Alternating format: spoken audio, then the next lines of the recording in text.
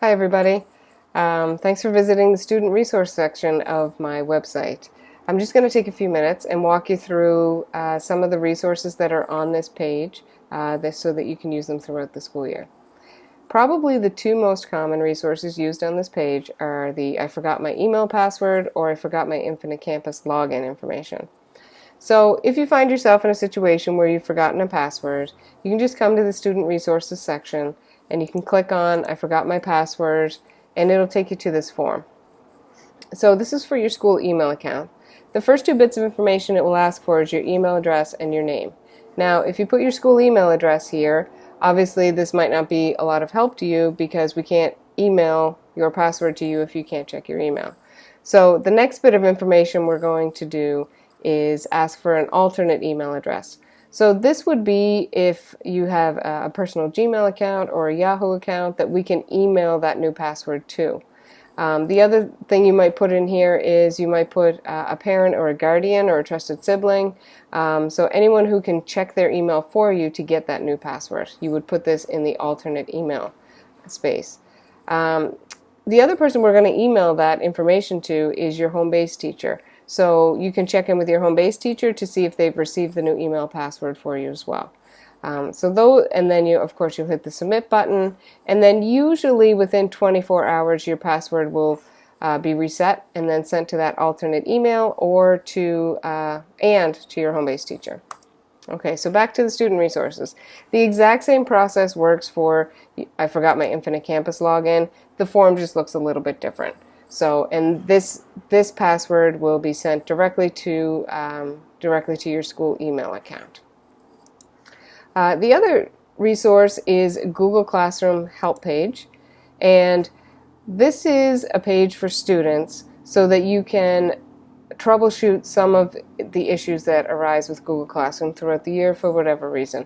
So these are basically some frequently asked questions or some common issues with Google Classroom, and each one of these is a drop-down menu. So if you want to manage your notifications better, you can click on this drop-down arrow and it brings up all kinds of advice, and you can even click here and go more.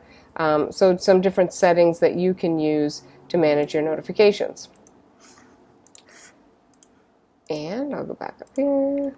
And then some other issues that might arise, like the file won't attach, Google Classroom has been glitchy, some steps to help, I deleted or I forgot my class code. So again, these are just all drop-down arrows that you can use and access to kind of troubleshoot some of your own Google Classroom issues so you can get back to work with your teachers.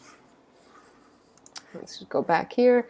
And then the other one is, the other resource is to back up your work. So this is a very helpful page that will show you some of the apps. Like Notability is used all the time at the high school. This is a really great video how to set up your Notability so that it automatically backs up to Google Drive. So you don't have to back it up on a regular basis. It will do that in the background for you. And then there's a couple other videos. Looks like I need to replace this one. Back up your photos to Google Photos, back up your Keynote files to Google Drive, back up Pages documents to Google Drive, and if you use Voice Record Pro in your classroom, there's also a tutorial here. So this is a really good page to access to make sure that you're backing up your work all the time. And then lastly on this page, if your iPad has been broken or a charger is not working, or maybe your charging case is not working, what you will do is you'll email me for help and we will get that swapped out for you as soon as possible.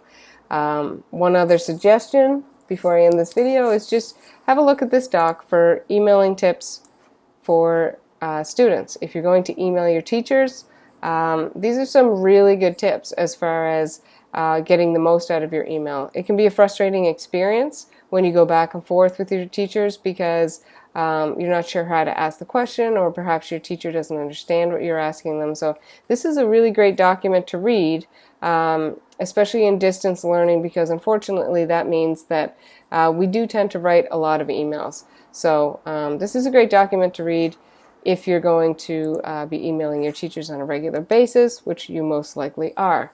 So these are the different resources that you can find on my page.